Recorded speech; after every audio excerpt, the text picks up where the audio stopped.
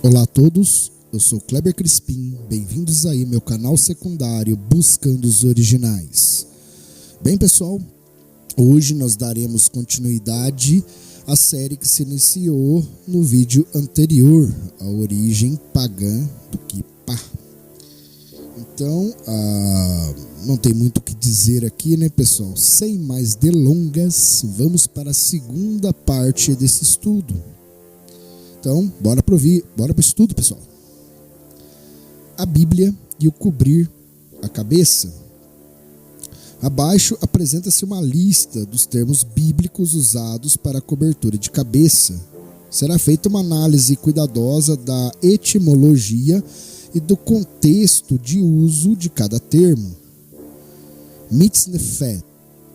O termo vem da raiz tsanaf, que significa enrolar, literalmente um turbante. Esse termo aparece nas escrituras de forma exclusiva ao turbante do Kohen Hagadol, o sumo sacerdote, que era feito de linho. Aparece frequentemente como mitra nas traduções para o português, embora turbante seja a leitura mais apropriada. Prendam na parte da frente do turbante, mitznefet, com um cordão azul.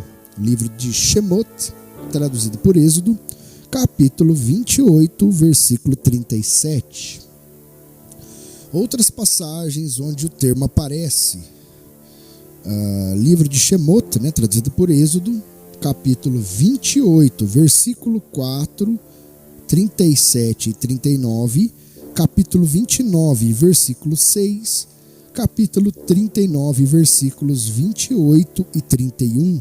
Livro de Vaikra, traduzido por Levítico, capítulo 8, versículo 9, capítulo 16, versículo 4. E livro do profeta Yehezkel, traduzido por Ezequiel, capítulo 21, versículo 26. Tsanif. Esse termo vem da mesma raiz de mitznefé, literalmente algo enrolado. No contexto em que é usado, trata-se de um adorno que indica alguma riqueza ou status. Provavelmente, o uso do tsanif versus mitznef é para diferenciar o traje típico do Kohen Hagadol, do sumo sacerdote, dos demais turbantes. Curiosamente, o termo sempre aparece em contextos figurativos. A retidão era a minha roupa, a justiça era o meu manto e o meu turbante. Tsanif. Livro de Iov, traduzido por Jó, capítulo 29, versículo 14. Outras passagens onde o termo aparece. Livro de Yeshayahu, traduzido por Isaías, capítulo 3, versículo 23, capítulo 62, versículo 3. Livro também de Zacarias, traduzido por Zacarias, capítulo 3, versículo 5. Percebe-se que o uso desse termo é puramente cultural e reflete apenas um costume de pessoas de status no Oriente Médio. Atará, literalmente uma coroa, era feita de metal, geralmente ouro e pedras preciosas, e é associada a reis e governantes. Quando aparece figurativamente, refere-se à autoridade. A seguir, tirou a coroa, Atará, da cabeça do rei. Uma coroa Atará de ouro, de 1 talento, ornamentada com pedras preciosas, e ela foi colocada na cabeça de David, traduzido por Davi. Livro de Shamuel Beit, ou seja, 2 Samuel, capítulo 12, versículo 30. Outras passagens onde o termo aparece. Livro de Shamuel Bet, traduzido por 2 Samuel, capítulo 12, versículo 30. Também aparece no livro de 1 Crônicas, capítulo 20, versículo 2. Ezequias, capítulo 8, versículo 15. Livro de Jó, capítulo 19, versículo 19, capítulo 31, versículo 36. Livro de Telihim, traduzido por Salmo, capítulo 21, versículo 3. Livro de Provérbios, capítulo 4, versículo 9, capítulo 12, versículo 4, capítulo 14, versículo 24, capítulo 16, versículo 31, capítulo 17, versículo 6. Cantares de Salomão, capítulo 3, versículo 11. Livro de Isaías, capítulo 28, versículos 1, 3 e 5. Capítulo 62, versículo 3.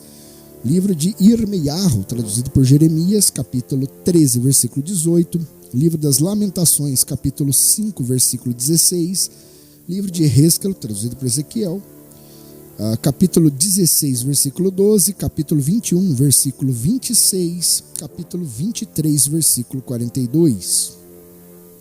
Outro uso puramente cultural, que reflete apenas um costume dos reis e autoridades de usarem coroas.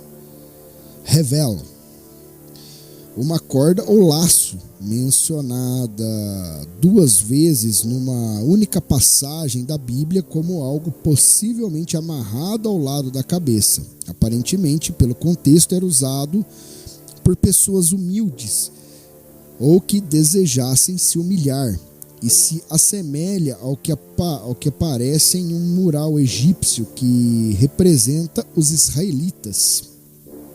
Ao que tudo indica, provavelmente era usado para amarrar os cabelos para o trabalho.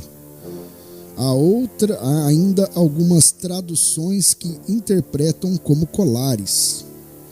Então lhe disseram aos seus servos: eis que temos ouvido que os reis da casa de Israel são reis clementes. Ponhamos, pois, panos de saco sobre os lombos e cordas, ravalim, à roda da cabeça, e saiamos ao rei de Israel. Pode ser que ele te poupe a vida. Então se cingiram com pano de saco pelos lombos, puseram cordas, ravalim, roda da cabeça. Livro de Melahim Halef, ou seja, 1 Reis, capítulo 20, versículos 31 a 32. Mais uma vez, o uso é plenamente cultural. Migba. O termo vem da mesma origem de Gavá, que significa alto ou projetivo. Não à toa, o termo Givá significa morro ou montanha, e Gavia, que significa taça. A enciclopédia judaica define da seguinte forma: o termo usado para denotar as mitras dos sacerdotes comuns, migbaot, derivado de gebia, taça, sugere uma cobertura de formato cônico presa firmemente à cabeça. Em outras palavras, era uma espécie de turbante que era atado de forma peculiar, formando uma espécie de um cone mais alto. Qual o provável objetivo desse formato peculiar? Provavelmente era destacar o Kohen, o sacerdote, para que fosse facilmente visto em meio à multidão. Normalmente aparece nas traduções para o português como tiaras, embora o formato não tenha nenhuma conexão com o que se entende modernamente por tiara. Aqui cabe uma pausa, pessoal. Muitas pessoas gostam de estudar as escrituras de hoje com olhos gentílicos de hoje. Não se deve estudar as escrituras dessa forma. Devemos, primeiramente, entender a história e estudar as escrituras conforme os olhares de quem escreveu, ou seja, os olhares israelitas da época em que as escrituras foram escritas. É dessa forma que devemos estudar as escrituras para melhor entendimento. Continuemos aqui.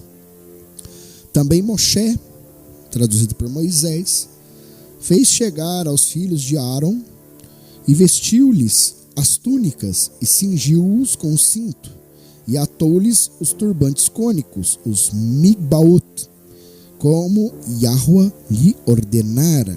Livro de Vaikra, traduzido por Levítico, capítulo 8, versículo 13. Outras passagens onde o termo aparece. Livro de Shemot, traduzido por Êxodo, capítulo 28, versículo 40, capítulo 29, versículo 9, capítulo 39, versículo 28. Livro de Vaikra, traduzido por Levítico, capítulo 8, versículo 13. Piir. O termo vem da raiz de Tiferé e significa literalmente belo ou beleza. Era usado para descrever basicamente um enfeite, adorno ou uma peça bela. Em Yeshayahu, traduzido por Isaías, aparece como adorno usado pelo noivo. Em Yehezkel, traduzido por Ezequiel, o Altíssimo diz a ele para usar adornos de modo a ocultar sua tristeza. Ou seja, era um traje cujo objetivo era mesmo enfeitar. É provável que nem todas as passagens onde o termo aparece refira-se a peças específicas para a cabeça, pois há pelo menos uma ocorrência, vide citação abaixo, onde a Bíblia se preocupa em explicar o tipo de adorno, indicando que poderiam ser de diversas naturezas. Algumas traduções trazem o termo como ornamento, outras como turbante, porém, o termo não era usado apenas para turbantes, pois Vaikra, o livro de Levíticos, diz. E o turbante, mitznefet, de linho fino, e o ornamento das tiaras, parei, hamigbaot, de linho fino, e os calções de linho fino torcido. Livro de Shemot, traduzido por Êxodo, capítulo 39, versículo 28. Outras passagens onde o termo aparece. Livro de Yeshayahu, traduzido por Isaías, capítulo 3, versículo 20, capítulo 61, versículos 3 e 10. Livro de Yehezkel, traduzido por Ezequiel, capítulo 24, capítulos 17, versículo 17 e 23, capítulo 44, versículo 18. Charbela. Esse termo aparece uma única vez nas Escrituras, na parte aramaica do livro de Daniel. O termo aramaico Charbela, ou Harbela, creio que é assim que se escreve, que se pronuncia, é de difícil tradução, pois, segundo a concordância Strong, pode indicar manto, túnica, turbante ou capacete. A passagem em Daniel não é suficientemente clara para sequer termos certeza de que se trata de uma cobertura de cabeça. Todavia, o mais provável é que Harbela deva indicar uma espécie de pano que provavelmente também poderia ser atado como um turbante. E os 3 homens, vestidos com seus mantos, calções, turbantes, ou seja, o harbelô, e outras roupas, foram amarrados e atirados na fornalha extraordinariamente quente.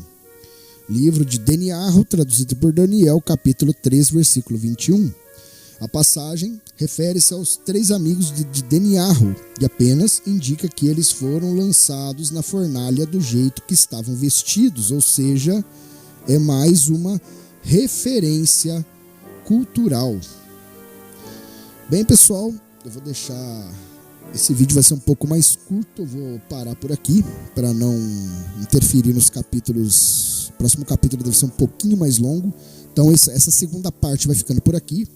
O que a gente pode entender, pessoal, é que a cobertura da cabeça, como muitos religiosos fazem prática, ou seja, eles fazem como os fariseus chamaístas, ou seja, os fariseus seguidores de Shammai, na época do Mashiach, faziam, eles estabelecem ritos que são puramente religiosos, que nada tem a ver com o que o Altíssimo pediu.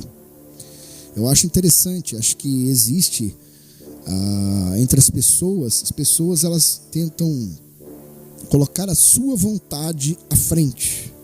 Eis o ponto. Não é a nossa vontade, pessoal. Não é, nunca foi. Tentem entender. Tudo que acontece, nenhuma folha cai de uma árvore se não for da vontade do Altíssimo. O próprio Messias falou isso. Fazei que a vossa vontade seja feita. Quando orarem ao Altíssimo, sempre coloquem isso à frente. Entreguem suas vidas, seus destinos nas mãos do Altíssimo, Yahweh Tsevaot. E é isso, pessoal. Que seja feita a vontade dele. A vontade dele é que importa. Fazer o que ele pediu, o que ele pede, o que ele espera de nós.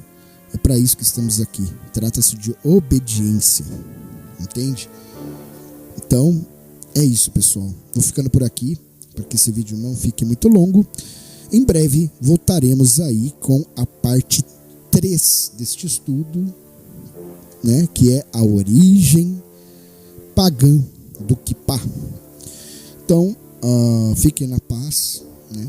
Que o Altíssimo Yahweh Tsevaot abençoe a cada um de vocês e aos seus respectivos lares, suas respectivas famílias, e que a luz do Mashiach, Yahushua HaMashiach, continue lhes dando norte, discernimento e entendimento das separadas escrituras.